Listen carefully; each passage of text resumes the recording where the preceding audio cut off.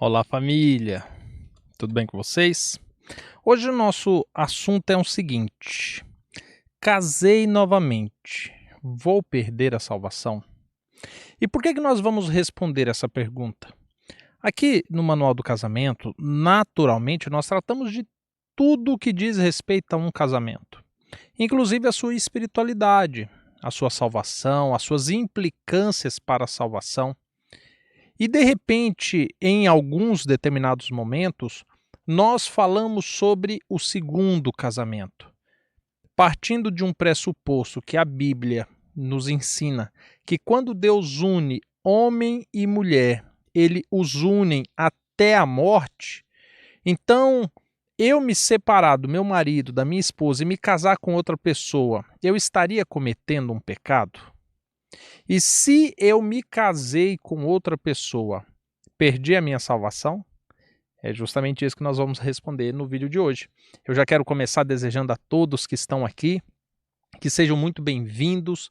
Se inscrevam no canal se ainda não forem inscritos. Deixe o seu like, eu tenho certeza que o vídeo vai ser bom e você vai gostar do tema certamente. Se você puder se tornar membro do canal, se torne membro também. E se você precisar de atendimento, de terapia, de aconselhamento comigo ou com alguém da nossa equipe, eu vou deixar o WhatsApp no link na descrição desse vídeo e você vai poder chamar no WhatsApp para conversar comigo ou com alguém da nossa equipe, tá bom? Dito tudo isso, família, vamos responder essa questão. Quando eu ouço, e não é nenhuma nem duas vezes que eu já ouvi essa pergunta, eu me casei novamente, eu vou perder a minha salvação? Vamos entender que salvação não tem nada a ver com casamento. Nós precisamos primeiro entender o que é a salvação, para depois nós meditarmos, entendermos se o casamento é capaz de impedir ou não a minha salvação. Primeiro que a salvação, a Bíblia nos ensina que ela é uma ação de graça vinda por parte de Deus por meio de Cristo Jesus. Como é que funciona essa situação? Todo ser humano pecou, o salário do pecado é a morte. Então estaríamos destituídos de defesa, de misericórdia, de graça para nos salvarmos. Por quê? Se você olhar com muita atenção, o que o pecado trouxe para o ser humano? Ele trouxe a morte. O que seria a salvação? Seria a extensão da vida. Então, quando eu aceito a graça de Cristo, a salvação, então significa que ainda que eu morra, eu viverei. Eu estarei na vida eterna, porque a mim foi concedido o direito da vida eterna. Salvação é basicamente isso. Só que tem duas coisas que implicam na salvação. A primeira delas é que eu me torno dependente da salvação porque eu peco. Então, se eu pequei, o salário do pecado é a morte.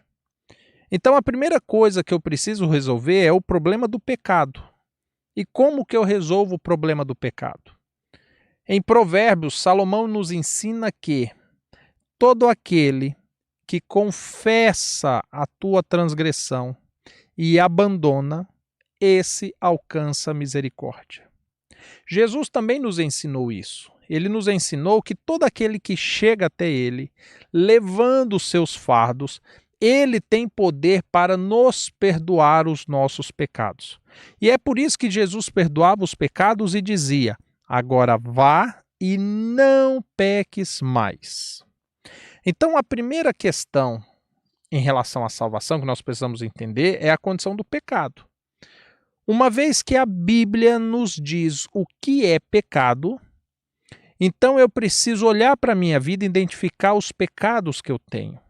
Os pecados que eu tenho precisam ser confessados a Deus e precisam ser abandonados. Porque a partir do momento em que eu abandono um pecado, agora eu estou apto para a segunda parte. Espera aí, Diego. Só abandonar os pecados não me torna apto para a salvação? Não. Sabe por quê? Porque de repente nós entendemos, e ainda vou usar palavras de Salomão, quando ele diz assim que guardar os mandamentos de Deus é dever de todo homem. Por quê? Porque existem recompensas, existem benefícios. Então pode ser que eu seja um bom cidadão, alguém de um bom coração, alguém que não roube, que não mate, que não diga mentiras, uma pessoa de índole. Mas eu não quero compromisso com Cristo. Eu não quero saber de Deus. Eu só não quero problemas. Então eu não vou cobiçar a mulher do próximo, eu não vou cobiçar as coisas do próximo, eu vou pagar meus impostos direitinho, eu vou ser uma pessoa honesta. Pronto. Mas eu não quero um compromisso com Deus. E aí entra a segunda parte.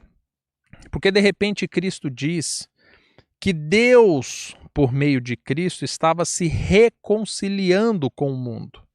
Isso significa que Deus ofertou a nós a oportunidade de termos os nossos pecados perdoados e a oportunidade de nos reconciliarmos com Ele, para que nós voltássemos a um status anterior ao pecado, igual era no Éden, aonde Deus pudesse nos visitar, aonde Deus pudesse estar conosco. E isso se dá por meio do Espírito Santo, porque o Espírito Santo habita em nós. Então, a partir do momento em que eu paro de pecar, agora me é concedida a oportunidade de ter um relacionamento com Deus. Então, a partir desse momento, além de eu tomar cuidado para não pecar mais, porque foi essa a instrução de Cristo, eu agora vou fazer tudo aquilo que é da vontade do meu Senhor. Pronto. Agora a salvação me é dada por direito e agora para mim ela faz sentido. Afinal de contas, por que eu vou dedicar minha vida a servir a quem eu não quero? E Jesus falou, não dá para nós servirmos a dois senhores, nós temos que escolher um. Então, se nós escolhemos servir a Cristo, agora que os nossos pecados foram perdoados e agora que eu me condicionei a servo, agora a salvação faz sentido para mim. Agora eu tenho alegria na salvação. Isso é basicamente a salvação de uma maneira bem resumida. Diego, aonde que entra o segundo casamento nisso? O fato de você se casar-se novamente, constituir um segundo casamento, ele pode trazer algumas implicâncias nesse processo. Por quê? A Bíblia diz que uma vez que Deus uniu homem e mulher, esses dois estão unidos até a morte. E se porventura em algum momento existe um abandono, um repúdio, uma separação, um divórcio, e um desses dois que Deus uniu até a morte se casa com uma terceira pessoa, ali é cometido o pecado do adultério. Ah, Diego, mas já aconteceu adultério antes, teve uma traição, eu apanhava, minha esposa não cozinhava direito. Não interessa, porque a Bíblia ela não descreve condições que permita abrir uma exceção a isso. Jesus disse, inclusive em Mateus 19, que só existe uma coisa que separa homem e mulher, é a morte. E eu gosto de falar isso, que Deus ele tirou dele mesmo o poder de separar um homem e uma mulher. Porque quando Deus fala assim, olha, quando Jesus fala assim, aquilo que Deus uniu, o homem não separa. Só a morte separa. Significa que Deus condicionou da seguinte forma, olha, querem casar de novo? Eu vou ter que matar um dos dois. Só assim, só com a morte de um para o outro se casar. E aí, isso é curioso porque nós vivemos numa época que o que tem de profetas falando que Deus mandou você fazer isso, que Deus falou que para ele agora está quebrada a maldição, que Deus agora rompeu essa aliança. E aí vem a palavra de Deus e fala assim, não, eu não faço isso. Lá em Malaquias 2, inclusive, fala assim, eu fui testemunha da união de vocês dois. Deste modo, agora, só a morte para separar um dos dois. Quer casar de novo? Vai ter que esperar a morte do outro. Agora, não existe condições para a separação e um novo casamento. Deste modo é pecado. Ah, Diego, mas quando eu me casei, eu não sabia. Ótimo, isso é um processo natural, significa que a misericórdia do Senhor chegou até você. Se você parar para pensar, na verdade, esse problema que você está tendo com o pecado é o que você tem com todos os outros pecados. Você bebia, destruía o seu corpo. Mas aí você não sabia que isso era pecado, porque o seu corpo é templo do Espírito Santo. Então, quer comais, quer bebais, deve fazer todas as coisas para a glória de Deus. Agora que você descobriu que beber, que fumar, coisas desse tipo destroem o teu corpo, agora você não vai mais fazer. Antes você fazia. Descobriu que é pecado, deixou de fazer. Deste modo, você não sabia que casar de novo era pecado. Você casou. Descobriu que é pecado? Agora você precisa confessar esse pecado a Deus, abandonar esse pecado e então dedicar sua vida a Jesus. Diego, mas eu posso voltar para o meu primeiro marido? Ah, meu primeiro marido já casou. Isso é assunto para um outro vídeo. A grande questão é que se eu paro diante dessa situação e começo a pensar assim, mas eu não vou largar meu marido por causa de Jesus. Aí você precisa lembrar aquilo que Jesus disse. Aquele que não deixa pai, mãe, esposo, filhos, filhas, por causa de mim, não é digno de mim. Ou seja, de repente Jesus ele trouxe em alguns momentos parâmetros que deixam bem claro que nós não podemos colocar nada entre nós e ele. Isso tem que ser um caminho livre entre eu e Jesus. Eu tenho que ter acesso a ele. Ele tem que ter acesso a mim. E não pode haver nada que faça essa separação. De repente, se eu começo a questionar a índole de Cristo por causa do mandamento, agora eu também estou pecando, porque Paulo fala que o mandamento é bom. Davi diz que meditava nos mandamentos de noite e de dia. Então existe louvor nas ordens de Deus, nos mandamentos de Deus. E agora eu começo a falar assim, mas que Deus é esse que quer que eu me separe? Ei, peraí. Entenda que Deus ama você e por isso Ele está te ofertando a vida eterna. Mas Ele também ama o seu marido, por isso está ofertando a ele misericórdia. E sabe quem Deus ama? A primeira esposa do seu marido, o seu primeiro marido, os filhos que você teve com outro relacionamento, os filhos que seu marido teve com outro relacionamento. Deus também ama tudo isso, todos esses. E Deus pretende organizar essas coisas. Deus pretende que a misericórdia dele seja vista em tudo isso. Quando você olha lá em Malaquias, Deus falando assim, porque eu fui testemunha da aliança que você fez lá na sua mocidade. Significa que Deus lembra o dia que você e seu primeiro marido se uniram, porque foi ele quem uniu. Deus se lembra do dia que seu marido e a primeira esposa dele se uniram, porque foi Deus quem uniu. Então agora, quando você começa a questionar a índole de Deus, por causa de um desejo do teu coração, aí você peca. Aí você se afasta de Deus. Porque agora você está dizendo assim, Senhor, não toca nisso aqui não. Eu vim até o Senhor falou que queria me salvar, tudo bem, eu deixo o Senhor me salvar, mas não toca no meu casamento não. Aí eu lhe pergunto, que tipo de relacionamento é esse que nós estamos tendo com o nosso Senhor? Que servo é esse que não se submete a determinadas coisas? A partir desse momento, o casar-se de novo não é o casar-se de novo que te tira a salvação, mas a dureza do teu coração em perdoar. A falta de confiança em Deus, de que Deus vai organizar a tua vida, que Ele vai reparar as feridas, que Ele vai colocar as coisas nos seus devidos lugares. A falta de temor a Deus, porque a palavra dele diz que esse relacionamento é adultério. A falta de coragem, porque de fato é difícil enfrentar a família, enfrentar o segundo marido, enfrentar talvez os filhos que teve desse novo relacionamento. Tudo isso é extremamente difícil e exige coragem. E aí, quando nós falamos de coragem, eu me recordo das palavras que tem lá no livro do Apocalipse, que diz assim que os medrosos não estarão no reino dos céus.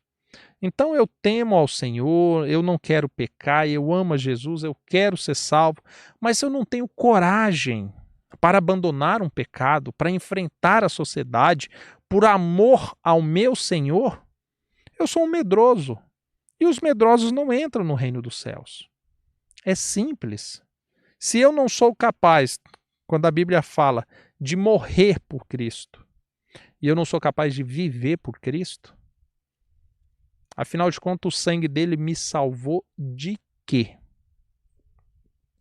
Então, para você que está num segundo casamento e já se perguntou, e Deus te conduziu até esse vídeo, e eu não creio em coincidências, eu creio em providências.